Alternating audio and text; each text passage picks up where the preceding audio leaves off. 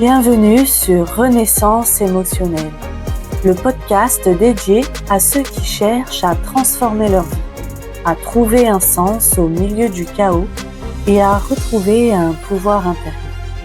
Je suis Émilie Monté, neuropraticienne de la Scamden et entrepreneur dans le monde du bien-être émotionnel.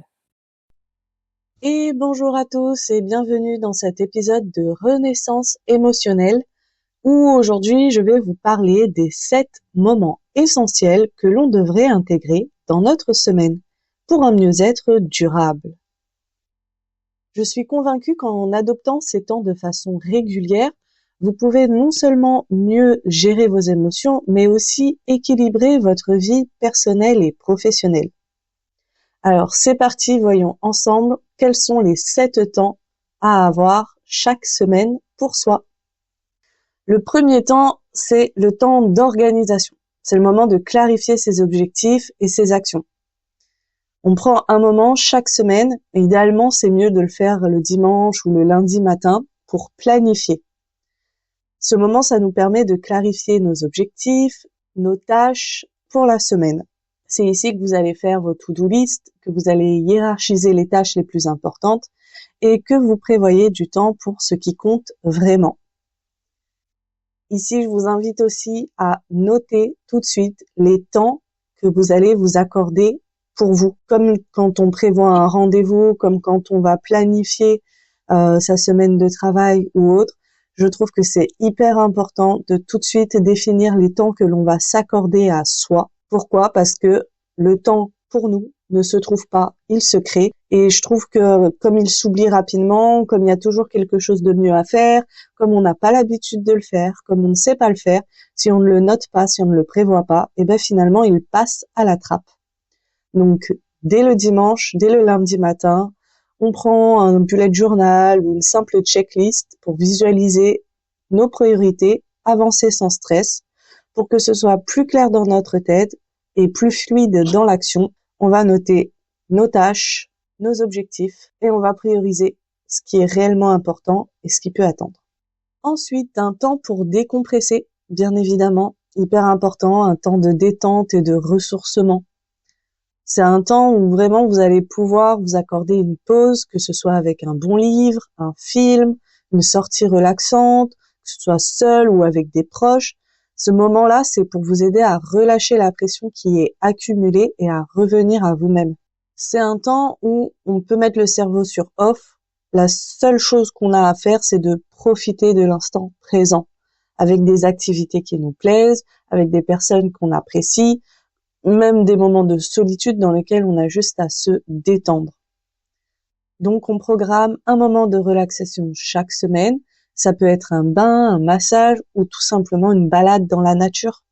Ça peut être des sorties festives, ça peut être vraiment tout ce que vous aimez faire et qui vous permet de mettre le cerveau sur off et apprécier. Ensuite, il y a le temps de la créativité. C'est le moment de libérer son imagination. Un espace dédié à la libre expression, à créer sans pression. Que ce soit en dessinant, en écrivant, en cuisinant, en bricolant. En fait, l'essentiel, c'est de laisser l'imagination vous guider. On sous-estime souvent l'importance de la créativité dans le bien-être émotionnel, mais elle permet d'explorer des parties de soi qu'on ne sollicite pas forcément au quotidien. Tout ce qui est lié à la créativité, c'est vraiment en lien avec l'inconscient, la partie émotionnelle, et ça peut énormément aider pour tout ce qui est régulation émotionnelle, contacter son inconscient, mieux se comprendre et simplement relâcher des tensions, des émotions bloquées dont on avait peu ou pas conscience. Donc, trouvez-vous une activité qui vous fait plaisir et dans laquelle vous pouvez prendre. C'est vraiment un temps d'évasion, un temps de reconnexion à soi à travers la créativité. Et la créativité, elle peut passer par vraiment beaucoup d'éléments. Le plus courant, on pense souvent au dessin et à l'écriture, mais il y a 1 million de choses qu'on peut faire.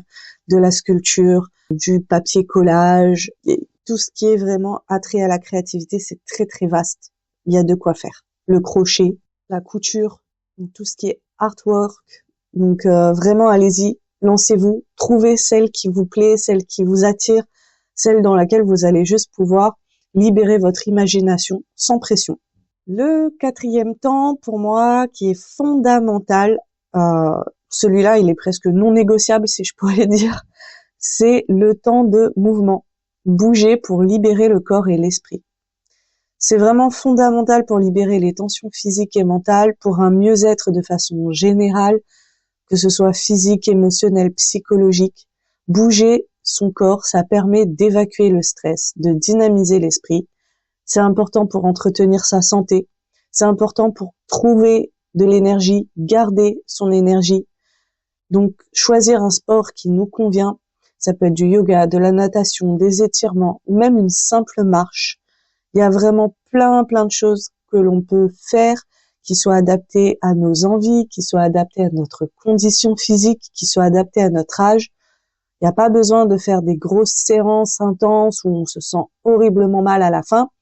On peut faire déjà des activités simples 3 à 4 fois par semaine, 20 minutes, juste bouger. Prenez le temps de libérer le corps par du mouvement.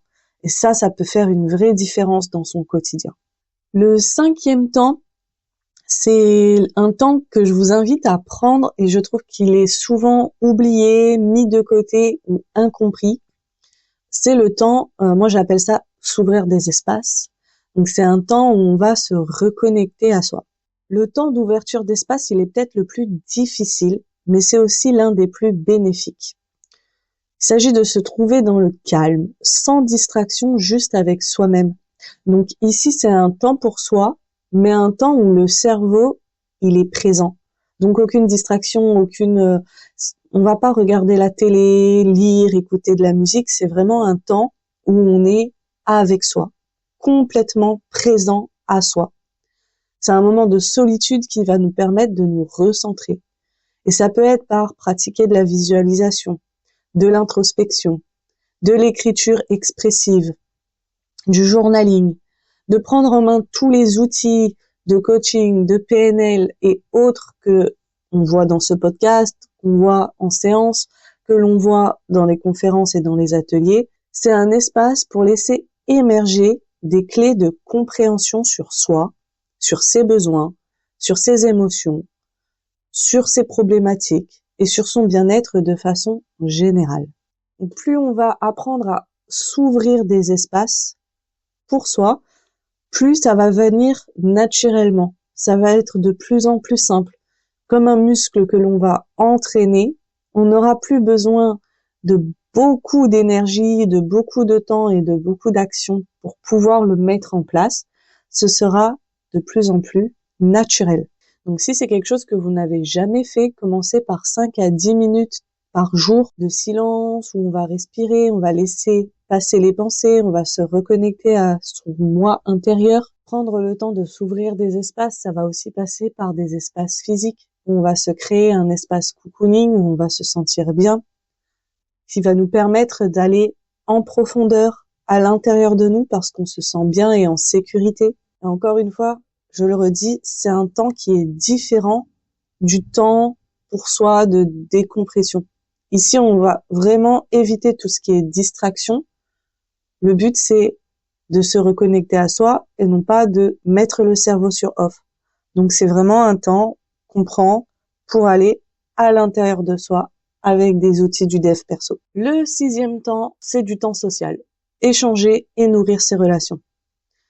Le temps social, il est tout aussi crucial pour l'épanouissement. On oublie très souvent que l'être humain est un être social. Il apprend, il évolue, il grandit à travers les autres, à travers les échanges, à travers du temps passé avec des proches ou à faire des nouvelles rencontres, à échanger avec les autres pour nourrir notre besoin humain d'appartenance, tout simplement. Ces moments, c'est des moments qui renforcent les liens, qui apportent du soutien, qui contribuent à notre bien-être global. Donc, prendre le temps de planifier des sorties, des dîners, ou si c'est trop compliqué parce qu'on a un planning vraiment chargé ou qu'on n'a pas l'énergie pour, on prend le temps de faire des appels téléphoniques avec des personnes qui comptent pour nous. De nos jours, on a plein d'outils qui peuvent nous aider à aller contacter des personnes qui habitent loin on a des messages, on a WhatsApp, on a Messenger, on a les réseaux sociaux. De nos jours, on diabolise beaucoup les réseaux sociaux et tout ce que ça peut engendrer, mais il y a aussi tout un aspect bénéfique à ça, et c'est vraiment de créer du lien social. Donc, allez-y, allez dans des interactions qui sont une vraie recharge émotionnelle au travers les autres. Le temps social, une fois par semaine, c'est essentiel. Voire plus si on en a vraiment cette envie, ce besoin, cet élan. Le 7e temps, qui est pour moi tout aussi important, à mon sens, je trouve que ça permet de garder cet élan de mouvement, ça permet de garder cette croissance, c'est le temps d'apprentissage.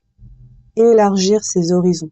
C'est un moteur de satisfaction personnelle. Apprendre de nouvelles compétences, découvrir des choses inconnues ou approfondir un sujet passionnant, ça fait du bien au cerveau. Ça stimule la curiosité, ça nous aide à grandir, que ce soit par la lecture, par des podcasts, par des cours en ligne, par des cours en présentiel, que ce soit en autodidacte, qu'on soit accompagné par des experts, que ce soit au travers des discussions. Chaque semaine, apprendre quelque chose de nouveau. Chaque semaine, continuer d'approfondir un sujet, monter en compétences.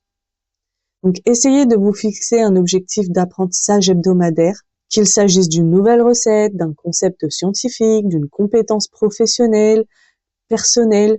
Nourrissez votre esprit. Qu'importe le domaine, allez-y, apprenez, découvrez, élargissez vos horizons. À mon sens, c'est vraiment ces 7 temps clés qui vont permettre d'aller aussi bien à l'intérieur de soi, se reconnecter, se comprendre, se faire du bien, qu'à l'extérieur de soi, découvrir, partager, échanger, apprendre. Et tous ces temps mis ensemble, ça va provoquer un mieux-être durable.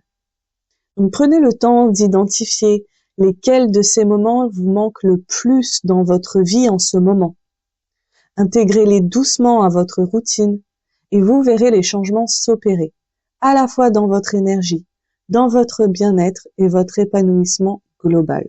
Je vous encourage vraiment à tester ces temps chaque semaine et à les ajuster selon vos besoins. N'oubliez pas que le chemin vers un mieux-être passe par des petites actions régulières. Et à toutes ces personnes qui font dire « je sais, mais je n'ai pas le temps pour me créer ces moments, j'ai un planning chargé et autres », eh ben je vous renvoie au temps numéro 1, le temps d'organisation, où c'est là où vous allez trouver et créer du temps pour intégrer ces 7 moments clés à votre semaine.